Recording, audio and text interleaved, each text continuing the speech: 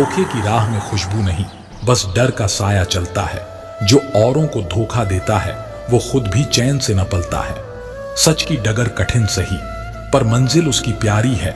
कपट की राहें चमक रही, पर अंत में बस अंधियारी है। भगवान श्री कृष्ण कहते हैं, हे अर्जुन सुनो, जब यह संसार तुम्हें छल से देखे, जब कुटिलता तुम्हारे मार्ग को घेरे, तब क्या करोगे? क्या तुम भी छल करोगे? क्या तुम भी उसी माया जाल में फंस जाओगे? या फिर अपनी आत्मा की ज्योति जलाए सत्य के पथ पर अडिग रहोगे? स्मरण रहे, यह संसार माया का एक रंगमंच है। यहां हर कोई अपनी भूमिका निभाने आता है। कुछ मित्र बनकर साथ चलते हैं, कुछ शत्रु बनकर मार्ग रोकते हैं, कुछ मधुर वचन कहते हैं, कुछ विष घोलते हैं। परंतु जो मनुष्य अपनी आत्मा के प्रकाश में स्थित रहता है, वही सच्चा वीर होता है। नमस्कार मेरे प्रिय मित्र, बंधुओं, आपका स्वागत है हमारे इस एक भक्त YouTube चैनल पर। श्री कृष्ण कहते हैं, जब कोई तुम्हें छल से गिराने का प्रयास करे तो उसे अपने मन की दृढ़ता से उत्तर दो। जब कोई तुम्हें कष्ट दे तो उसे अपनी सहनशीलता से पराजित करो। जो अग्नि में तपकर चमक जाए वही वास्तविक सोना कहलाता है। जो पीड़ा सहकर भी मुस्कुरा दे वही सच्चा योद्धा कहलाता है। अर्जुन कहते हैं, माधव, परंतु यदि कोई बार बार छल करे, यदि कोई हमारी करुणा को हमारी दुर्बलता समझे तब। कृष्ण हंसते हैं। वे अर्जुन की ओर देखते हैं और गंभीर स्वर में कहते हैं, हे कौन्तेय, यदि कोई तुम्हारी दयालुता को दुर्बलता समझे, यदि कोई तुम्हारी सहनशीलता को कायरता माने, तो उसे एक बार क्षमा करो, 2 बार क्षमा करो। परंतु जब छल और अन्याय अपनी सीमा लांघ जाए, तब धर्म के लिए खड्ग उठाना ही कर्तव्य बन जाता है। कृष्ण आगे कहते हैं, यदा यदा ही धर्मस्य ग्लानिर्भवति भारत, अभ्युत्थानम धर्मस्य तदात्मानं सृजाम्यहम्। हे अर्जुन, जब अधर्म बढ़े, जब छल कपट अपना चरम सीमा पार करे, तब क्षमा भी धर्म नहीं रहती, तब प्रतिकार आवश्यक हो जाता है। परंतु स्मरण रहे, प्रतिकार क्रोध से नहीं, धर्म से हो। अर्जुन आगे पूछते हैं, माधव, तो क्या हमें हर छल करने वाले को दंड देना चाहिए? कृष्ण मुस्कुराते हैं और आगे कहते हैं, पार्थ सुनो, मैं तुम्हें एक कथा सुनाता हूं। एक ऐसी कथा जिसे पहले कभी किसी ने नहीं सुना। यह कथा सत्य के उन दियों की है जो छल और अन्याय की आंधियों में भी बुझते नहीं, बल्कि और अधिक प्रकाशमान हो जाते हैं। बहुत समय पहले की बात है। एक राज्य था, विशाल, समृद्ध और धर्मपरायण। उस राज्य में एक ब्राह्मण था, सत्यदेव। वह जितना विद्वान था उतना ही सरल और दयालु। उसकी वाणी में माधुर्य था और उसका हृदय करुणा से भरा था। वह सभी को क्षमा करता, सभी को प्रेम करता। किंतु संसार में सदैव ऐसा नहीं होता कि सरलता का सम्मान किया जाए। उस राज्य में एक धूर्त सेनापति था, विकराल। उसने राजा का विश्वास जीत लिया था, परंतु भीतर से वह कपटी और स्वार्थी था। सत्यदेव का प्रभाव राज्य में बढ़ रहा था। लोग उसकी विद्या और ज्ञान की ओर आकर्षित हो रहे थे। विकराल को यह सहन नहीं हुआ। एक दिन विकराल ने राजा के सामने सत्यदेव पर मिथ्या आरोप लगा दिए। कहा कि वह राज्य के विरुद्ध षड्यंत्र रच रहा है, कि उसकी सरलता मात्र एक छलावा है। राजा, जो विकराल पर पूर्ण विश्वास करता था, क्रोधित हो गया। सत्यदेव को बंदी बना लिया गया। हे पार्थ, जब सत्यदेव को कारागार में डाला गया, तब भी वह शांत रहा। उसने राजा के प्रति कोई दुर्भावना नहीं रखी। परंतु यह संसार न्याय और अन्याय की परीक्षा का स्थान है। कुछ ही दिनों में राज्य पर बाहरी आक्रमण हुआ। विकराल, जो स्वयं को महान योद्धा मानता था, रणभूमि में टिक नहीं पाया। सेना बिखर गई। राजा अब असहाय था। तभी राज्य के एक वृद्ध मंत्री ने कहा, राजन, सत्यदेव को मुक्त कीजिए। उसका ज्ञान और धैर्य ही आज राज्य को बचा सकता है। राजा ने भय और संशय के बीच सत्यदेव को कारागार से बाहर बुलाया। परंतु सोचो पार्थ, क्या सत्यदेव क्रोध से भरा होगा? क्या उसने राजा को अपमानित करने का अवसर खोजा? नहीं अर्जुन, सत्यदेव ने कुछ नहीं कहा। वह राजा के चरणों में झुका और कहा, राजन, मैं सदा से आपका सेवक था और सदा रहूंगा। बस मुझे अवसर दीजिए कि मैं इस संकट में आपकी सहायता कर सकूं। राजा विस्मित रह गया। सत्यदेव ने अपने ज्ञान और नीति से युद्ध नीति तैयार की और राज्य को बचा लिया। विकराल जो छल और कपट में मग्न था, रण में मारा गया, और सत्यदेव वह न केवल सम्मानित हुआ बल्कि राजा का सबसे प्रिय सलाहकार बन गया। कृष्ण अर्जुन से कहते हैं, अब बताओ पार्थ, क्या सत्यदेव को विकराल के छल का प्रतिशोध लेना चाहिए था? क्या उसे क्रोध में आकर राज्य से विद्रोह करना चाहिए था? नहीं, उसने सहन किया, उसने प्रतीक्षा की और अंततः धर्म ने स्वयं उसकी रक्षा की। यही धर्म का पथ है, यही क्षमा का बल है। अर्जुन कहते हैं, माधव मैं समझ गया, किंतु यदि सत्यदेव का धैर्य भी समाप्त हो जाता, यदि अन्याय अति हो जाता तब? कृष्ण कहते हैं, पार्थ, यदि अन्याय अपनी सीमाएं लांघ जाएं, यदि धैर्य को कायरता समझ लिया जाए, तो क्या तब भी मौन रहना चाहिए?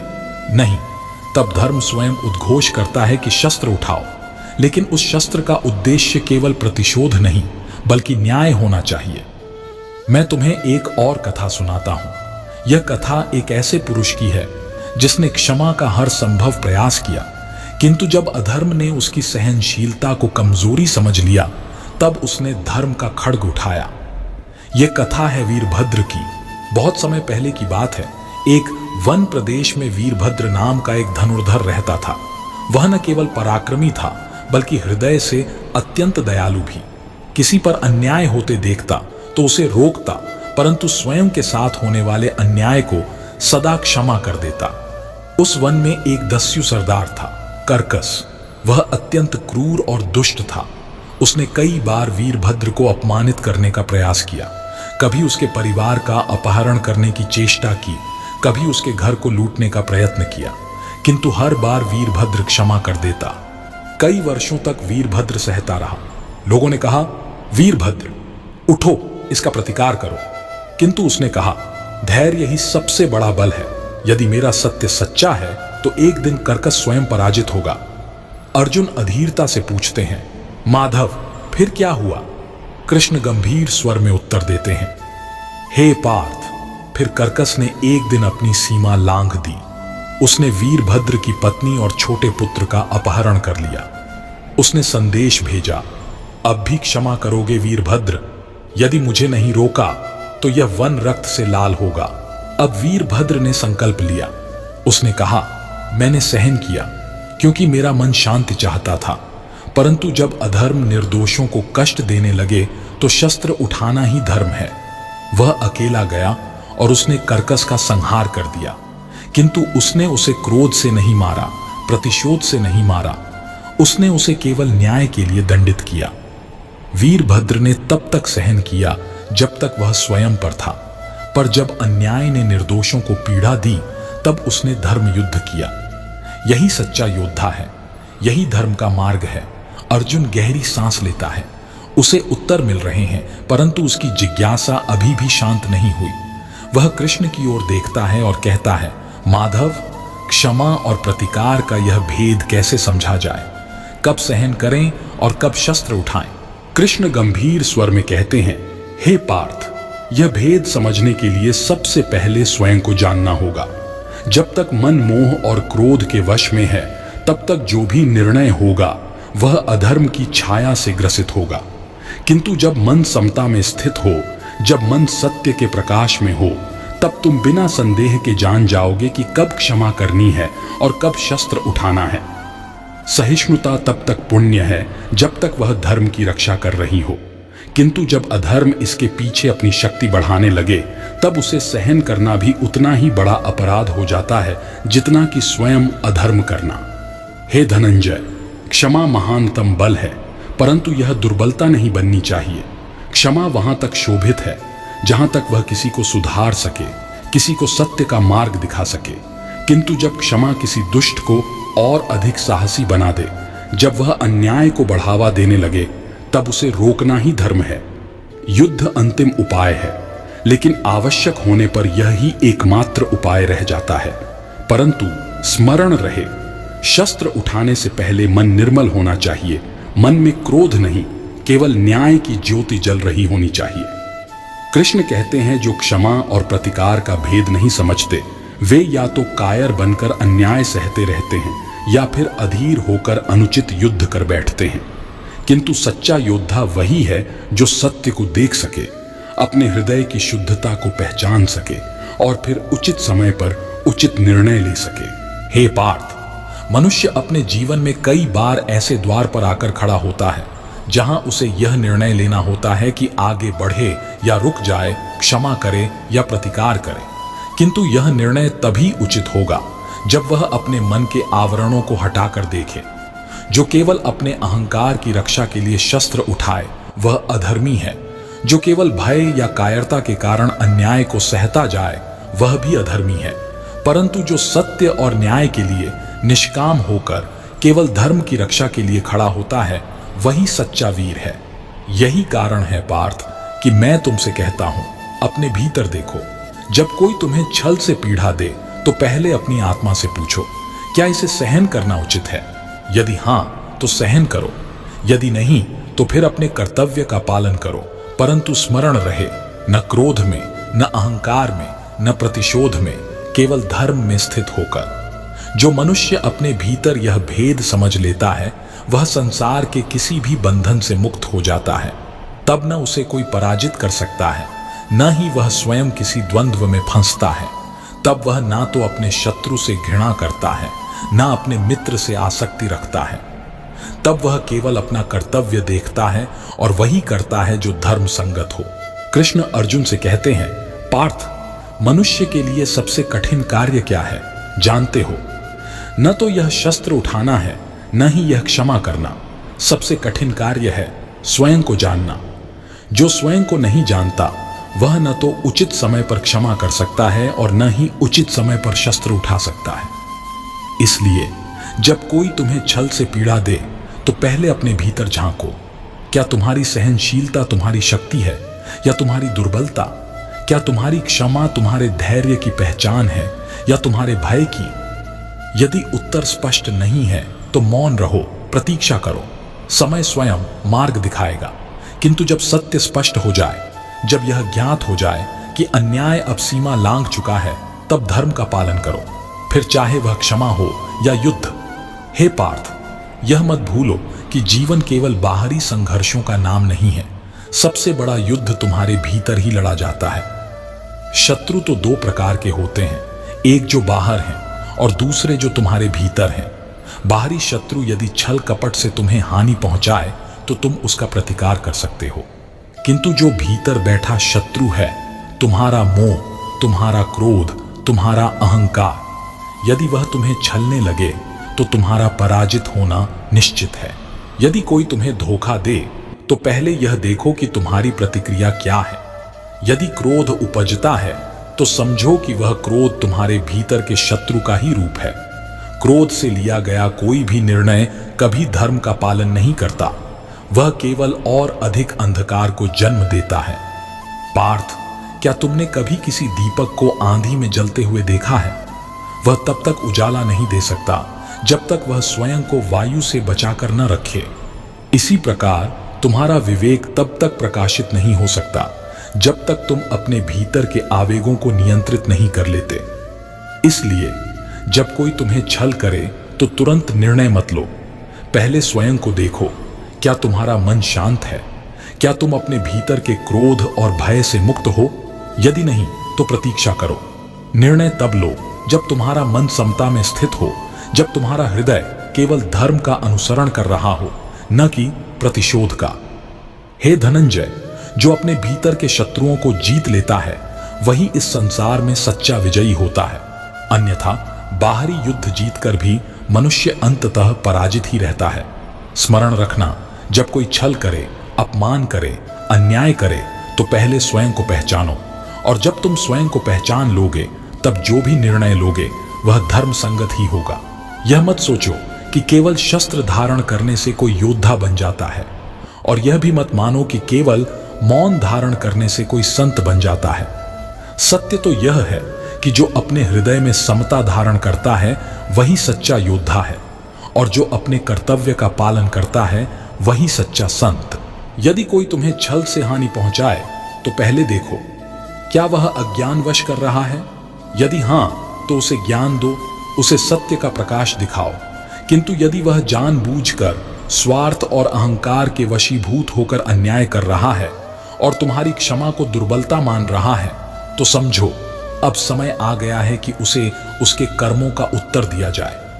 किंतु हे धनंजय, यह ध्यान रखना कि जब तुम प्रतिकार करो तो मन में क्रोध न हो। तुम्हारा उद्देश्य केवल न्याय हो, प्रतिशोध नहीं। यदि मन में क्रोध है तो युद्ध भी अधर्म में बदल जाएगा, और यदि मन शांत है तो युद्ध भी धर्म का अंग बन जाएगा। इसलिए पहले स्वयं को देखो, अपने मन के भावों को परखो। यदि तुम्हारे भीतर शुद्धता है, यदि तुम्हारे निर्णय में अहंकार का अंश नहीं है, तब तुम जो भी करोगे वह धर्म संगत ही होगा। हे अर्जुन, स्मरण रखना, संसार में प्रत्येक कर्म एक बीज के समान होता है।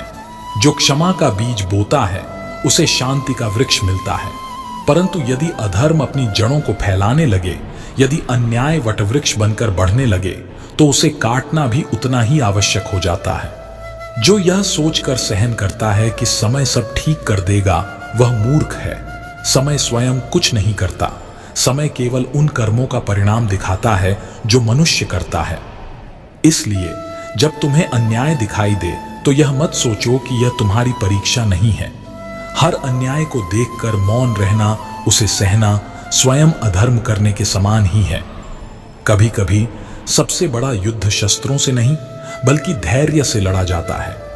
कभी मौन ही सबसे बड़ा उत्तर होता है और कभी एक शब्द ही सबसे बड़ा प्रहार। इसलिए जब कोई तुम्हें छल करे, तुम्हें कष्ट पहुंचाए, तो तुरंत निर्णय मत लो। पहले देखो, पहले सोचो, पहले प्रतीक्षा करो। यदि मौन से समाधान संभव हो तो मौन रहो। यदि वाणी से सत्य स्थापित हो सकता हो तो वाणी का प्रयोग करो, और यदि शस्त्र उठाने के अतिरिक्त कोई मार्ग न बचे तो फिर उसे धर्मपूर्वक उठाओ, परंतु स्मरण रहे, न अहंकार से, न क्रोध से, केवल धर्म से। जो इस भेद को समझ लेता है वह संसार के बंधनों से मुक्त हो जाता है। फिर वह न किसी छल से विचलित होता है, न किसी अपमान से क्रोधित। वह केवल अपने कर्तव्य को देखता है और वही करता है जो उचित है। हे पार्थ, जो व्यक्ति अपने कर्मों के प्रति जागरूक रहता है वही सच्चा विजयी होता है। किंतु यह जान लेना कि कभी कभी अपने कर्मों को बिना परिणाम की चिंता किए करना ही सच्चा धर्म होता है, यह बहुत गहरा है, और इसे समझने के लिए हमें एक उदाहरण से इसकी गहराई को समझना होगा। बहुत समय पहले की बात है, एक महान योगी थे। उनके पास संपूर्ण संसार का ज्ञान था। उन्होंने जीवन भर अपने योग साधना में समय बिताया, परंतु एक दिन एक दुष्ट ने उनकी परीक्षा ली। वह दुष्ट व्यक्ति अक्सर उस योगी के पास आकर उसे गालियां देता, उसे अपमानित करता, उसे तंग करता। वह योगी कभी भी प्रतिक्रिया नहीं करते थे। कोई भी समय आता वह केवल शांत रहते और अपनी साधना में लीन रहते।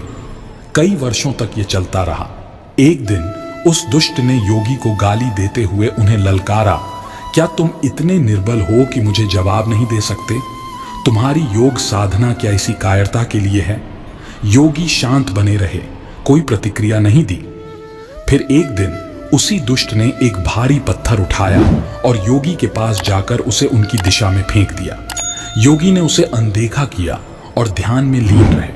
पत्थर उनके पास से गुजरते हुए एक छोटे से गड्ढे में गिरा और वहीं रुक गया। दुष्ट व्यक्ति हैरान होकर बोला, तुम तो अपने ध्यान में इतने लीन हो कि तुमने यह भी नहीं देखा कि तुम्हारे पास पत्थर आ रहा था। योगी मुस्कुराए और शांत स्वर में बोले, हाँ, मुझे वह पत्थर आया, लेकिन मुझे यह समझ था कि वह पत्थर मेरे जीवन का हिस्सा नहीं है। वह तुम्हारा था, तुमसे आया, तुम्हें लौट जाएगा। मैं उसी में शांत था, मुझे उसे अपने अस्तित्व में समाहित करने की आवश्यकता नहीं थी। इसलिए पार्थ, यदि तुम सच्चे कर्मयोगी बनना चाहते हो तो यह समझो, जो कष्ट, जो अपमान तुम पर आता है वह तुम्हारा नहीं है। वह केवल तुम्हारे पास से होकर गुजर जाएगा यदि तुम उसे अपने भीतर समाहित नहीं करोगे। यही सच्ची योग साधना है, अपने कर्तव्य का पालन करना बिना किसी प्रतिक्रिया या अहंकार के। जो किसी भी परिस्थिति में अपने मन को शांति और समता में रखता है वही सच्चा विजयी है। हे पार्थ, समझो, जब तुम अपने भीतर के शांति को पहचान लेते हो तब कोई बाहरी स्थिति तुम्हें विचलित नहीं कर सकती। यही असली युद्ध है और यही असली विजय है। कई बार तुम सोचते हो कि तुम्हारे जीवन में जो कुछ भी घट रहा है वह तुम्हारे नियंत्रण में है, परंतु सत्य यह है कि जीवन का अधिकांश भाग अनियंत्रित होता है। तुम सिर्फ अपने कर्तव्यों का पालन कर सकते हो और बाकी कुछ नहीं। जब तुम्हें पीड़ा दी जाए, जब छल किया जाए, तब तुम्हारे मन का आचरण ही तुम्हारे सच्चे बल को प्रदर्शित करता है। यही बल तुम्हारे भीतर उस गहरी समझ से आता है कि तुम क्या हो और तुम्हारा उद्देश्य क्या है। मनुष्य का जीवन एक नदी के समान है जो निरंतर बहती रहती है। नदी के किनारे जो रुकावटें हैं, जैसे पत्थर, मिट्टी या ठहरे हुए पानी की धाराएं, वे बस एक क्षणिक विघ्न हैं। वे नदी को रुकने नहीं देती, बस उसे मार्ग बदलने के लिए प्रेरित करती हैं। इसी प्रकार जीवन में आने वाली परेशानियां केवल तुम्हें एक नया मार्ग दिखाती हैं। यह कोई दुर्घटना नहीं, बल्कि विधि का विधान है। यदि तुम इस सच को समझ पाते हो तो कोई भी चोट तुम्हारे मन को झंझोलेगी नहीं। तुम्हारा ध्यान केवल अपने लक्ष्य पर, अपने उद्देश्य पर रहेगा और बाकी सारी बाधाएं जैसे बादल बस तुम्हारे आगे की राह को साफ करने के लिए आएंगी। हे अर्जुन, जो अपने कर्मों में निष्ठा रखता है, जो अपनी ईमानदारी और सत्य से मार्गदर्शन प्राप्त करता है, वही अंततः विजयी होता है। उसकी विजय शारीरिक नहीं होती, बल्कि उसकी आत्मा की विजय होती है। और यही सच्चा मार्ग है पार्थ। यह कोई सामान्य मार्ग नहीं है। यह वही मार्ग है जो तुम स्वयं के भीतर खोज सकते हो, जो तुम अपनी आत्मा के साथ पथ पर चलकर जान सकते हो। यदि तुम इसे समझ सको तो यह संसार तुम्हारे लिए कोई युद्ध नहीं होगा। तुम्हारा हर कर्म, हर निर्णय, हर कार्य सिर्फ एक साधना होगा, अपनी आत्मा की शांति और सत्य की प्राप्ति की साधना। हे पार्थ, स्मरण रखना, जो व्यक्ति अपने भीतर के द्वंद्व को समझ लेता है वही जीवन के प्रत्येक युद्ध में अजय हो जाता है। यदि कोई तुम्हें छल से पीड़ा दे, यदि कोई तुम्हारे सत्य और सरलता का उपहास करे, तो अधीर मत होना। यह संसार ऐसा ही है, यहाँ सत्य की परीक्षा अवश्य होती है, किंतु ध्यान रखना, परीक्षित वही होता है जो मूल्यवान हो। सोने को भी शुद्ध करने के लिए अग्नि में तपाया जाता है। अतः जब जीवन तुम्हें कठिनाइयों की अग्नि में डाले तो यह मत सोचो कि यह तुम्हारी पराजय है, यह तो तुम्हारी परख है। किंतु पार्थ, इसका अर्थ यह नहीं कि तुम कायर बनकर अन्याय को सहते जाओ। क्षमा और सहनशीलता तभी तक उचित है जब तक वे धर्म की रक्षा कर रही हों। यदि तुम्हारी सहनशीलता अधर्म को बढ़ावा दे रही है, यदि तुम्हारी चुप्पी अन्याय को बल दे रही है, तो वह कायरता है, धर्म नहीं। कभी कभी वाणी से दिया गया उत्तर पर्याप्त होता है और कभी कभी मौन ही सबसे बड़ा शस्त्र बन जाता है। किंतु जब कोई तुम्हारी विनम्रता को दुर्बलता समझने लगे, जब अन्याय की सीमाएं टूटने लगें, तब धर्म की रक्षा के लिए कर्म आवश्यक हो जाता है। हे धनंजय, क्या तुमने वटवृक्ष को देखा है? वह विशाल होता है, अपनी छाया में असंख्य प्राणियों को आश्रय देता है, वर्षा और आंधी को सहता है, अपनी जड़ों को गहरे गाड़े रहता है। किंतु यदि कोई क्रूर व्यक्ति कुल्हाड़ी लेकर उसकी जड़ें काटने लगे, तो क्या वह वृक्ष चुपचाप कट जाने के लिए खड़ा रहेगा? नहीं, वह अपनी जड़ों को और मजबूत कर लेगा। वह समय आने पर अपनी रक्षा करेगा। इसी प्रकार धर्म का पालन करने वाले को भी अपनी रक्षा करनी चाहिए, अन्याय को रोकने के लिए खड़ा होना चाहिए। इसलिए यदि कोई छल करे, यदि कोई विश्वासघात करे, तो पहले देखो क्या तुम्हारा मौन ही उसका उत्तर हो सकता है। यदि नहीं, तो फिर धर्म का पालन करो, परंतु बिना क्रोध, बिना प्रतिशोध, केवल कर्तव्य की भावना से। हे पार्थ, जीवन का यह रहस्य समझो, जो जल की भांति प्रवाहित होता है वही हर बाधा को पार कर जाता है, किंतु जो कठोरता से बंधा रहता है वह समय के प्रवाह में टूट जाता है। यदि कोई तुम्हें छल से दुख पहुंचाए तो यह मत समझो कि केवल तुम्हें ही परीक्षा देनी पड़ रही है। प्रत्येक महान आत्मा को अपने मार्ग में कभी न कभी इस अग्निपथ से गुजरना ही पड़ता है। देखो राम को, उन्होंने सत्य और धर्म का पालन किया, फिर भी उन्हें वनवास भोगना पड़ा। देखो हरिश्चंद्र को, उन्होंने सत्य का व्रत लिया, फिर भी उन्होंने कष्ट सहे। क्या वे हार गए? नहीं, वे अमर हो गए, क्योंकि उन्होंने अपने धर्म को पकड़े रखा, चाहे कितनी ही बाधाएं आए। किंतु पार्थ, यह मत भूलो कि सहनशीलता का अर्थ कायरता नहीं है। यदि समुद्र अपनी सीमा में रहे तो वह जीवनदायी होता है, किंतु यदि वह अपनी मर्यादा खो दे तो प्रलय ला सकता है। इसलिए जब कोई तुम्हें छल से गिराने का प्रयास करे तो पहले स्वयं को देखो, क्या तुम सत्य पर स्थित हो? यदि हां तो चिंता मत करो, सत्य की विजय सुनिश्चित है। किंतु यदि तुम्हारा अहंकार ही तुम्हारे कष्ट का कारण है तो पहले उसे त्यागो, क्योंकि वह तुम्हारे लिए सबसे बड़ा शत्रु है। याद रखो पार्थ, जो अपने भीतर स्थिर रहता है, जो अपने कर्तव्य से विचलित नहीं होता, वही सच्चा विजेता है।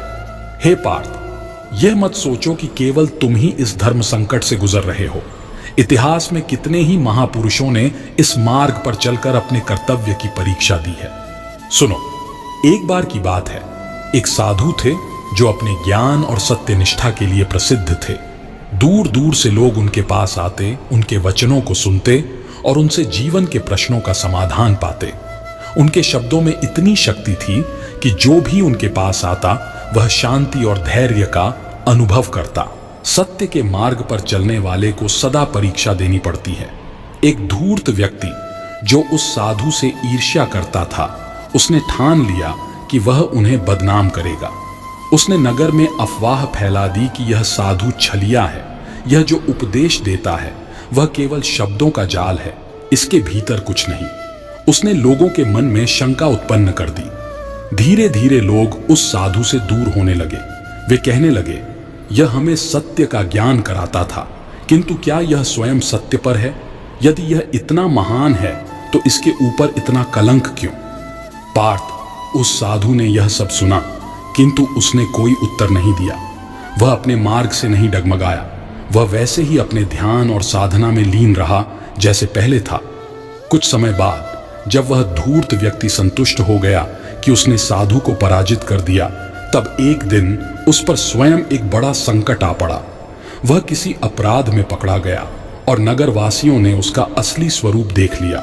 वे सभी साधु के पास वापस गए, क्षमा मांगी और कहा, हमने आपको नहीं पहचाना, हमने आपकी परीक्षा ली, किंतु आप फिर भी अड़िग रहे। तब साधु मुस्कुराया और केवल इतना कहा, मैं जानता था कि समय स्वयं न्याय करेगा। सत्य को प्रमाण की आवश्यकता नहीं होती, वह स्वयं प्रकाशित हो जाता है, बस धैर्य रखना पड़ता है। हे धनंजय, इस कथा से सीखो, जब कोई छल करे, अपमान करे, तुम्हारे सत्य को झूठ के आवरण में ढंकने का प्रयास करे, तो अधीर मत होना। सत्य को प्रमाण की आवश्यकता नहीं होती, उसे केवल धैर्य चाहिए। समय ही उसका सबसे बड़ा रक्षक होता है। किंतु पार्थ, यह भी स्मरण रहे कि यदि अन्याय इतना बढ़ जाए कि वह धर्म को ही नष्ट करने लगे, तो तब केवल धैर्य पर्याप्त नहीं होता, तब एक और कर्तव्य जन्म लेता है, धर्म की रक्षा का। यही कारण है कि जब समय ने मुझे रथ का सारथी बनाया तो मैंने केवल उपदेश नहीं दिए, मैंने यह भी दिखाया कि कभी कभी धर्म की रक्षा के लिए युद्ध करना ही सर्वोत्तम विकल्प होता है। सुनो, जो अपने मन को समझ लेता है वही संसार के हर छल और हर पीड़ा से मुक्त हो सकता है। कई बार मनुष्य यह सोचता है कि यदि कोई उसे धोखा दे, छल करे, अपमान करे, तो उसका उत्तर क्रोध और प्रतिशोध से देना चाहिए। किंतु जो ऐसा करता है वह स्वयं अपने ही क्रोध की ज्वाला में जलने लगता है। छल करने वाला तो चला जाता है, लेकिन जिसने प्रतिक्रिया में क्रोध किया वह अपने भीतर ही जलता रहता है। इसलिए सबसे पहले अपने मन को शांत करना आवश्यक है। परंतु इसका अर्थ यह नहीं कि अन्याय को सहते जाओ। जब तक सहनशीलता से स्थिति को सुधारा जा सकता है, तब तक सहनशीलता श्रेष्ठ है। किंतु यदि अन्याय बढ़ता जाए, यदि सत्य और धर्म पर संकट आ जाए, तो चुप रहना भी पाप है। स्मरण रखो, एक वृक्ष तब तक झुक सकता है जब तक उसकी जड़ें सुरक्षित हैं, लेकिन यदि कोई उसकी जड़ों पर वार करे तो उसे गिरने से पहले अपनी रक्षा करनी ही होगी। यही जीवन का नियम है। जो छल करता है वह अपने भीतर ही जलता है, क्योंकि उसका कर्म ही उसके भविष्य का निर्माण करता है। इसलिए जो सत्य के मार्ग पर चलता है उसे कभी भयभीत नहीं होना चाहिए। यदि कोई छल से तुम पर आक्रमण करे तो पहले देखो कि क्या वह तुम्हारे धैर्य से पराजित हो सकता है। यदि नहीं तो धर्म की रक्षा के लिए आवश्यक कर्म करो, किंतु वह कर्म क्रोध या प्रतिशोध से प्रेरित न हो। वह केवल धर्म और न्याय की भावना से उत्पन्न हो। मनुष्य का सबसे बड़ा शत्रु बाहरी नहीं बल्कि उसका स्वयं का अज्ञान है। जो अपने भीतर के अंधकार को नहीं देख पाता वह बाहर की रोशनी से भी अंधा बना रहता है। कई बार जीवन में ऐसे अवसर आएंगे जब छल करने वाले तुम्हें पराजित करने का प्रयास करेंगे। वे तुम्हारी सरलता को तुम्हारी कमजोरी समझेंगे। वे यह मान बैठेंगे कि उनके कपट से तुम परास्त हो जाओगे। लेकिन जो भीतर से जागरूक है, जो अपने चित्त की स्थिरता को पहचानता है, वह किसी के छल से पराजित नहीं हो सकता। याद रखना, कोई तुम्हारे साथ जैसा व्यवहार करता है वह उसके कर्मों का प्रतिबिंब है, लेकिन तुम उसकी प्रतिक्रिया में क्या करते हो वह तुम्हारे व्यक्तित्व का प्रतिबिंब है। यदि कोई विष दे और तुम उसे पी लो तो तुम स्वयं को ही नष्ट कर रहे हो। यदि कोई अपमान दे और तुम उसे अपने मन में पाल लो तो तुम अपने भीतर ही उस अपमान को जीवित रखते हो। किंतु जो अपने मन को ऊंचाइयों तक उठा लेता है वह किसी भी छल, किसी भी कटु वचन से प्रभावित नहीं होता। किंतु इसका अर्थ यह नहीं कि तुम मौन रहकर अन्याय को स्वीकार कर लो। सहना वहां तक उचित है जहां तक सत्य की मर्यादा सुरक्षित है। जब सहनशीलता धर्म का मार्ग प्रशस्त करे तब वह पूज्यनीय है, परंतु जब वह अन्याय को बढ़ावा देने लगे तब वह दुर्बलता बन जाती है। संसार में वही स्थायी है जो अपने विचारों, अपने कर्मों और अपनी आस्था में अडिग रहता है। जो सच्चे बल को पहचान लेता है उसे किसी भी बाहरी कष्ट से भय नहीं होता। इसलिए जब कोई छल करे, जब कोई विश्वास तोड़े तो अपने मन को देखो, क्या वह स्थिर है? क्या वह क्रोध और प्रतिशोध से मुक्त है? यदि हां, तो तुम जो भी निर्णय लोगे वह धर्म के अनुरूप ही होगा, और जो धर्म के मार्ग पर चलता है उसकी विजय निश्चित होती है। संसार की सबसे बड़ी शक्ति किसी के छल में नहीं बल्कि तुम्हारी सहनशीलता में छिपी होती है। जो छल करता है वह सोचता है कि उसने तुम्हें पराजित कर दिया, परंतु वास्तव में वह स्वयं अपने कर्मों के जाल में फंस जाता है। तुम बस प्रतीक्षा करो, समय का न्याय अचूक होता है। किंतु यह मत सोचो कि केवल प्रतीक्षा ही तुम्हारा उत्तर है। यदि कोई बार बार अधर्म करे, यदि अन्याय सिर उठाए, तो केवल सहनशीलता पर्याप्त नहीं। जब सत्य की रक्षा के लिए कदम उठाना आवश्यक हो तब साहस ही धर्म का सबसे बड़ा अस्त्र बन जाता है। देखो प्रकृति को, सूर्य हर दिन उदय होता है, बिना किसी शिकायत के प्रकाश फैलाता है, परंतु यदि कोई उसे ढंकने का प्रयास करे, यदि अंधकार फैलाने का प्रयत्न करे, तो क्या वह रुकता है? नहीं, वह धैर्य रखता है, किंतु समय आने पर अपनी संपूर्ण शक्ति से पुनः प्रकट हो जाता है। यही सच्चा धर्म है, न निराश होना, न प्रतिशोध में जलना, बल्कि उचित समय पर उचित कर्तव्य निभाना। सत्य को समय से अधिक कोई नहीं हरा सकता। यदि तुम्हारे साथ छल हुआ है तो चिंता मत करो। यदि तुम धर्म के मार्ग पर हो तो सत्य स्वयं तुम्हारे लिए मार्ग बनाएगा। इसलिए जब भी कोई तुम्हें पीड़ा दे, जब भी कोई छल से तुम्हारी परीक्षा ले, तो अपनी दृष्टि को दो बातों पर स्थिर करो। एक, तुम्हारे कर्म शुद्ध हैं या नहीं, और दो, तुम सत्य की रक्षा के लिए क्या कर सकते हो। जो इन दो बातों को समझ लेता है वह न छल से भयभीत होता है, न प्रतिशोध की ज्वाला में जलता है। वह बस अपने धर्म का पालन करता है और यही उसकी सच्ची विजय होती है। जो सत्य पर स्थित होता है उसे छल की चिंता नहीं होती। छल करने वाला स्वयं अपने ही जाल में फंस जाता है, परंतु सत्य का पथिक सदा आगे बढ़ता रहता है। यदि कोई तुम्हें ठगे, विश्वासघात करे, अपमानित करे, तो तुम्हारे पास दो मार्ग होते हैं। पहला, तुम भी उसी की भांति छल से उत्तर दो, और दूसरा, तुम अपने धर्म पर अडिग रहकर समय को अपना न्यायाधीश बनने दो। पहला मार्ग तुम्हें भी उसी अंधकार में ले जाएगा जहां छल करने वाला पहले से ही भटक रहा है। दूसरा मार्ग तुम्हें आत्मबल और विजय की ओर ले जाएगा। किंतु इसका यह अर्थ नहीं कि तुम अन्याय को सहते रहो और कुछ न करो। जब तक सहनशीलता से परिस्थिति को संभाला जा सकता है तब तक धैर्य धारण करना श्रेष्ठ है। किंतु जब अन्याय बढ़ने लगे, जब अधर्म सिर उठाने लगे, तब मौन रहना भी अधर्म में भागीदार बनने जैसा होता है। देखो, जल को जब वह शांत होता है तो जीवनदायी होता है, परंतु जब उसकी शांति को तोड़ने का प्रयास किया जाए, जब उसे कलुषित करने का प्रयत्न किया जाए, तब वह प्रलय का रूप भी धारण कर सकता है। इसीलिए जब कोई छल करे तो पहले अपने मन को देखो, क्या वह शांत है, क्या वह संतुलित है। यदि हां, तो तुम जो भी निर्णय लोगे वह धर्म के अनुरूप होगा और धर्म से लिया गया निर्णय सदा तुम्हें विजय की ओर ले जाएगा। याद रखो, जो अपने भीतर के क्रोध को जीत लेता है वही संसार में सबसे बड़ा विजेता होता है। बाहरी युद्ध तो तात्कालिक होते हैं, किंतु जो भीतर के युद्ध में विजयी हो गया उसे संसार की कोई शक्ति पराजित नहीं कर सकती। सत्य और छल का संघर्ष नया नहीं है, यह सृष्टि के आरंभ से चला आ रहा है, किंतु जो इस संघर्ष में धैर्य रखता है वही सच्चा विजेता बनता है। एक साधु थे, गहन वन में तपस्या करते थे। उनकी तपस्या की ख्याति दूर दूर तक फैल गई। लोग उन्हें देखने आते, उनके उपदेश सुनते और उनके मार्गदर्शन का अनुसरण करते। यह देखकर एक स्वार्थी व्यक्ति ईर्ष्या से भर उठा। वह सोचने लगा, यदि यह साधु इसी प्रकार पूज्य बनता गया तो लोग इसे देवता मान बैठेंगे। इससे पहले कि इसका प्रभाव और बढ़े, मुझे इसे नीचा दिखाना होगा। उसने एक योजना बनाई। एक दिन वह साधु के आश्रम में आया, अपनी गोद में एक कपड़ा लपेटे हुए। वहां उपस्थित सभी लोगों के बीच उसने साधु से प्रश्न किया, हे महात्मा, आपके ज्ञान की बहुत प्रशंसा सुनी है, बताइए जो मेरी गोद में है वह जीवित है या मृत। वह व्यक्ति एक चतुर योजना बना चुका था। यदि साधु कहते कि वह जीवित है तो वह तुरंत कपड़ा दबाकर उसे मार देता, और यदि साधु कहते कि वह मृत है तो वह कपड़ा हटाकर जीवित पक्षी को उड़ जाने देता और कहता, देखो साधु तो झूठा निकला। हर हाल में वह साधु को नीचा दिखाना चाहता था। किंतु साधु मुस्कुराए। उन्होंने आंखें बंद की, कुछ क्षण मौन रहे, फिर धीरे से बोले, पुत्र, यह तुम्हारे हाथ में है।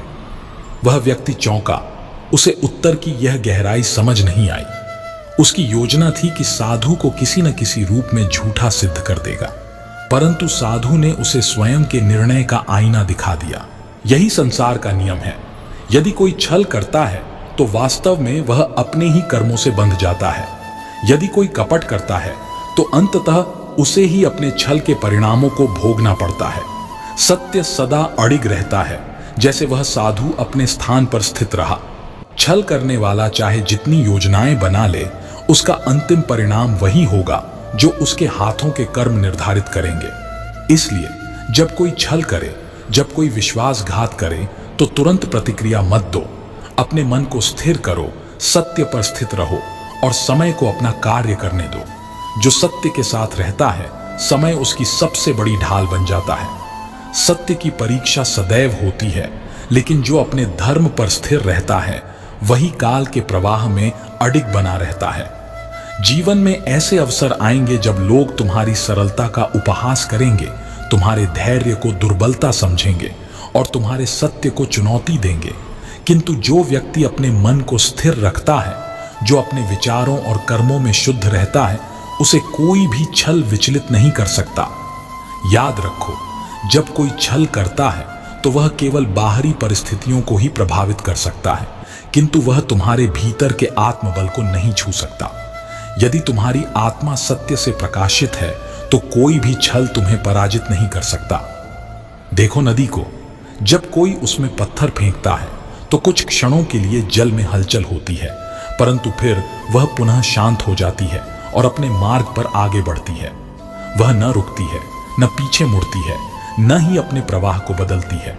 इसी प्रकार जो व्यक्ति छल और कष्टों के बावजूद अपने मार्ग पर बना रहता है, वही अंततः अपने गंतव्य तक पहुंचता है।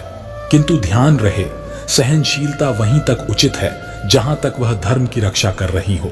जब अन्याय सीमा लांघ जाए, जब अधर्म सिर उठाने लगे, तब मौन रहना भी पाप हो जाता है। इसलिए यदि कोई छल करे, यदि कोई विश्वासघात करे, तो सबसे पहले अपने मन को देखो, क्या वह क्रोध से घिरा है? यदि हां, तो पहले उसे शांत करो। फिर देखो कि क्या तुम्हारा धैर्य परिस्थिति को सुधार सकता है। यदि नहीं, तो फिर धर्म के अनुसार उचित कर्म करो, लेकिन बिना द्वेष, बिना प्रतिशोध, केवल न्याय की भावना से।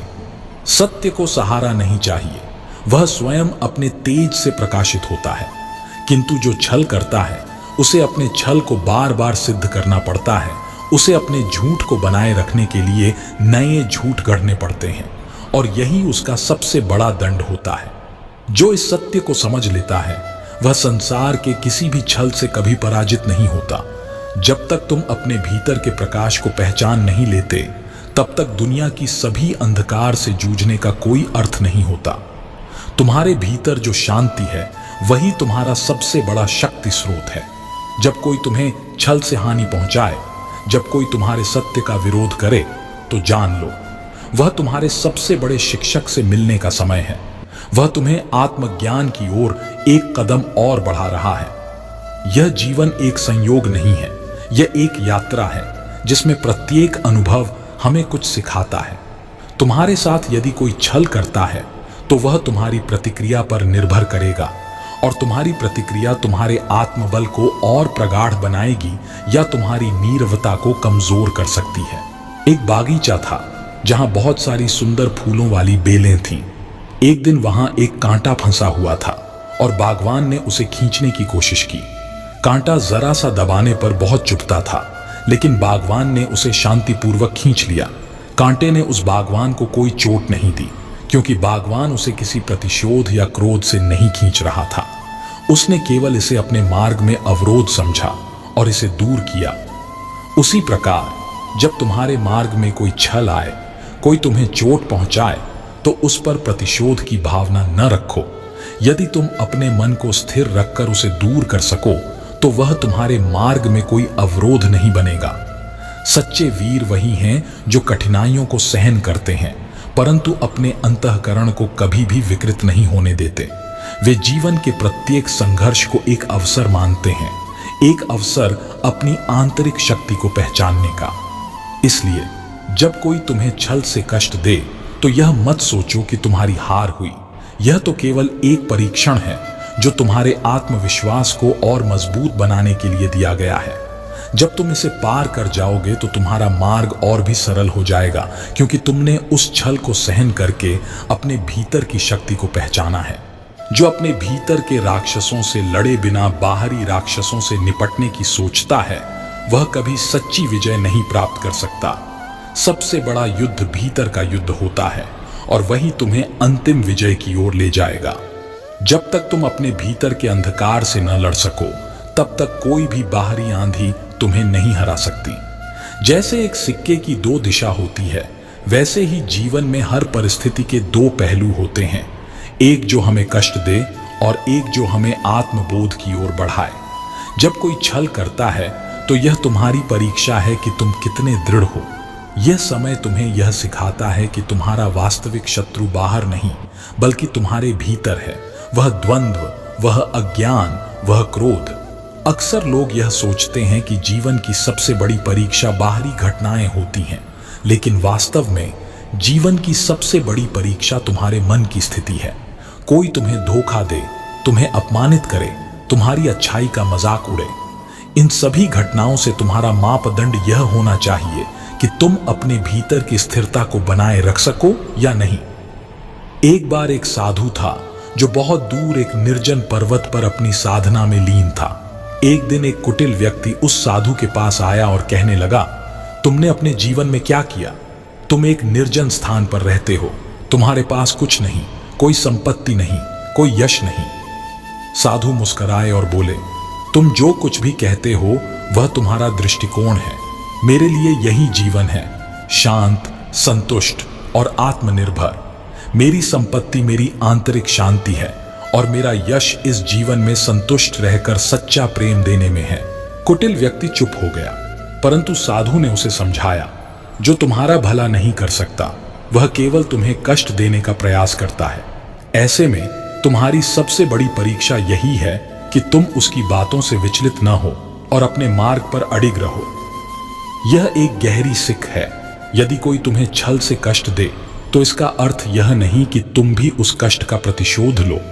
यह तुम्हारी आत्मशक्ति की परीक्षा है, तुम्हारे भीतर के सामर्थ्य का, जो तुमने अपने अहंकार, क्रोध और द्वेष को नियंत्रित करने में लगाया है। जो व्यक्ति इन भावनाओं को नियंत्रित कर लेता है वही जीवन के वास्तविक युद्ध में विजयी होता है। इसलिए जब भी कोई तुम्हें छल दे, उसे अपने मन से जांचो। क्या तुम उसके छल का शिकार बनकर अपनी शांति खोने जा रहे हो, या तुम उसकी चुनौती को अपने आत्मबल को और मजबूत करने का अवसर मानोगे? याद रखो, तुम्हारा बाहरी युद्ध जितना कठिन है, तुम्हारा भीतरी युद्ध उतना ही सुंदर है। और जब तक तुम अपने भीतर की आवाज को सही सुन सको, तब तक कोई भी छल तुम्हारे मन को झकझोर नहीं सकता। जब तुम अपनी आंतरिक शांति से जुड़ जाते हो, तो बाहरी दुनिया का हर तूफान भी तुम्हें डिगा नहीं सकता।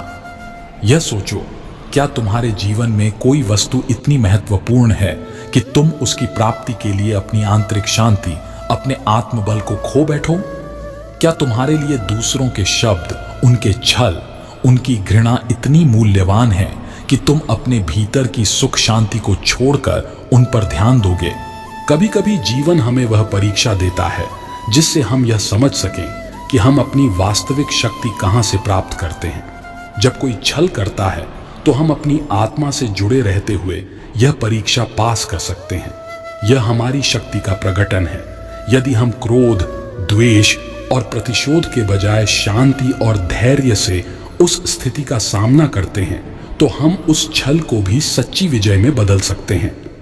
एक बार एक राजा अपने महल में बैठा था। उसे कुछ नागरिकों ने बताया कि उसकी प्रजा में से कुछ लोग उसकी नीतियों से असंतुष्ट हैं। राजा ने अपने मंत्री से पूछा कि उसे क्या करना चाहिए। मंत्री ने जवाब दिया, महाराज, जो असंतुष्ट हैं उन्हें सुने, परंतु केवल उनके शब्दों को नहीं, उनके मन को समझें। यदि तुम केवल बाहरी संकेतों पर ध्यान दोगे तो तुम सच से दूर हो जाओगे। अगर तुम्हारा मन स्थिर है तो तुम सच्चाई को पहचान सकोगे। राजा ने मंत्री की बातों को ध्यान से सुना और बाद में उसने प्रजा से चर्चा की। जब उसने उनके विचारों को समझा तो पाया कि कुछ कष्ट और गलतफहमियां थीं जिन्हें सही तरीके से सुलझाया जा सकता था। राजा ने यह नहीं किया कि उन्हें छल से पराजित करे या उनका मजाक उड़ाए, बल्कि उसने उनकी पीड़ा को समझा और उन पर कार्य किया। साधारण शब्दों में कहें तो जब कोई तुम्हें छल से पराजित करने की कोशिश करे तो तुम अपने मन की स्थिति को जानो। क्या तुम उस छल में उलझकर अपमानित हो रहे हो, या तुम अपने आत्मविश्वास और शांति को बनाए रखते हुए उस परिस्थिति से आगे बढ़ रहे हो? जो अपने भीतर के आंधी को शांत कर लेता है वही दुनिया की सबसे बड़ी लड़ाई जीतता है। इस संसार की सबसे बड़ी शक्ति तुम्हारे भीतर ही है, और जब तुम उसे पहचानते हो तो कोई छल, कोई संकट तुम्हें गिरा नहीं सकता। कपट से अर्जित किया गया धन क्षणिक सुख तो देता है, परंतु अंततः वह दुख और विनाश का कारण बनता है। जो व्यक्ति छल और माया के सहारे दूसरों को धोखा देता है, वह स्वयं ही अपने जीवन में अशांति को आमंत्रित करता है। धोखा देना आसान है, परंतु उस विश्वास को पुनः अर्जित करना असंभव। छल से जीते हुए संबंध बिना नींव के महल के समान होते हैं। जिस हृदय में छल होता है वहां प्रेम टिक नहीं सकता, और जहां कपट होता है वहां सच्चा सुख नहीं बसता। मनुष्य जो बोता है वही काटता है। जो छल से दूसरों का अहित करता है उसका अहित स्वयं ही सुनिश्चित होता है। कपट से अर्जित सफलता कांच के समान होती है, चमकती अवश्य है, परंतु टूटने में क्षण भर भी नहीं लगता। जो छल कपट में लिप्त रहता है वह जलते हुए दीपक के समान है, जो स्वयं को ही धीरे धीरे समाप्त कर लेता है। सत्य की राह पर चलने वाला व्यक्ति कठिनाइयों का सामना कर सकता है, किंतु अंततः वह ही विजयी होता है। छल की शक्ति सीमित होती है। हे धनंजय, कोई कितना भी बड़ा कपटी क्यों न हो, विधि का न्याय उसे उसी मार्ग पर ला खड़ा करता है जहां वह स्वयं अपने ही छल के जाल में फंस जाता है। जो प्रेम में छल करता है वह केवल सामने वाले को नहीं बल्कि स्वयं के हृदय को भी छलता है। सच्चा प्रेम छल से मुक्त होता है। छल एक ऐसा जहर है जो धीरे धीरे अपने ही आत्मा को ग्रस लेता है। जिस प्रकार पानी में पड़ा छेद वाला घड़ा जल नहीं रोक सकता, वैसे ही कपट से बना रिश्ता विश्वास नहीं बचा सकता। यदि आप किसी को छलते हैं तो आप स्वयं भी भय में जीने लगते हैं, भय इस सत्य के उजागर होने का। ईमानदारी से मिला एक कड़वा सत्य छल से मिले 1000 मीठे झूठों से अधिक मूल्यवान होता है। हे मानव, सत्य का मार्ग कठिन अवश्य है, परंतु वही तुझे परम शांति देगा। छल और कपट के मार्ग पर चलकर तू कुछ समय के लिए सफल हो सकता है, परंतु अंततः सत्य ही तेरा भाग्य निर्धारित करेगा। याद रखो, प्रत्येक कष्ट, प्रत्येक छल केवल तुम्हारे भीतर की आंतरिक शक्ति को उजागर करने का अवसर है। जब तुम उसे समझ पाओ तो जीवन के सभी संघर्ष बस एक आसान रास्ता बन जाते हैं जो तुम्हें आत्मा के परम शांति तक पहुंचाता है। सच में जीवन का सबसे बड़ा रहस्य यही है, किसी भी छल, कष्ट या कठिनाई को सहने के बाद वह केवल तुम्हारे भीतर की शक्ति और स्थिरता को और अधिक प्रगाढ़ करता है। और जब तुम अपने भीतर के सत्य को पहचान लेते हो तो तुम देखोगे कि संसार की सारी बाधाएं, सारे छल केवल अस्थाई हैं। तुम जितना अधिक अपने भीतर के शांति और सत्य से जुड़ते हो उतना ही तुम्हारा मार्ग स्पष्ट होता जाता है। और जैसे सूर्य के सामने अंधकार का अस्तित्व नहीं होता, वैसे ही सत्य के सामने कोई छल स्थिर नहीं रह सकता। जो छल और कपट का सहारा लेता है वह कुछ समय के लिए सफल हो सकता है, लेकिन सत्य की रोशनी उसे अंततः बेनकाब कर देती है। कपट से अर्जित किया गया सुख रेत पर बनाए गए महल की तरह होता है, क्षणिक और अस्थिर। जो व्यक्ति छल करता है वह सबसे पहले अपने ही आत्मसम्मान को ठगता है। अंत में यही समझो, तुम्हारा युद्ध कभी बाहरी नहीं होता, यह भीतर का युद्ध है।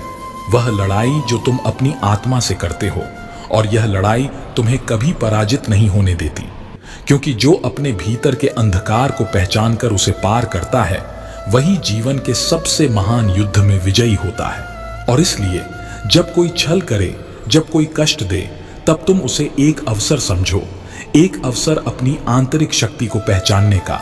यही जीवन की सच्ची विजय है। तुम अपने भीतर की शक्ति को पहचानो और तब तुम्हारे सामने कोई भी छल, कोई भी कठिनाई कभी भी विजयी नहीं हो सकती। यही सत्य है, यही धर्म है, यही जीवन का उद्देश्य है।